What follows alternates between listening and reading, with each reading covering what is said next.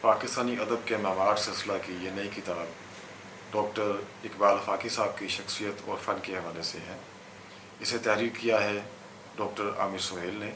عامر سہیل ایک بہت عمدہ شاعر ہیں، اردو ادب کی تدریس سے وابستہ ہیں، دانشور ہیں، نقاد ہیں۔ ڈاکٹر اقبال آفاقی کا حوالہ ان کی ادبی تنقید بھی ہے اور فلسفہ کی تدریس بھی ہے، جس میں انہوں نے اپنی عمر عزیز بسر کی۔ ڈاکٹر عامر سہیل نے اقبال آفاقی صاحب کی کتابوں پر بات کرتے ہوئے نہ صرف یہ کہ ان کے اقتباسات اس میں شامل کیے ہیں، بلکہ اس کتاب اور اس موضوع کے حوالے سے جو دیگر علماء نے رائے دی اس کو بھی اس کا حصہ بنایا۔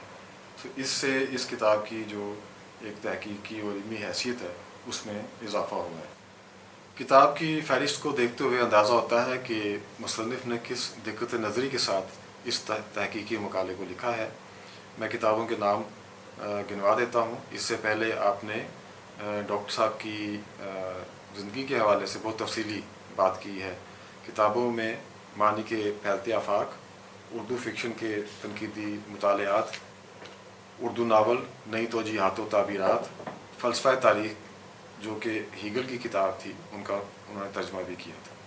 یہ کتاب نہ صرف یہ کہ ادب اور فلسفہ کے ماہرین، ناقدین اور اساتذہ کے لیے ایک حوالہ کی حیثیت رکھتی ہے، بلکہ عام قارئین کے لیے بھی اس میں دلچسپی کا بہت سا مواد موجود ہے۔ آئندہ پھر کسی اور ایسی ہی اعلیٰ درجہ کی کتاب کے ساتھ حاضر ہوں گے۔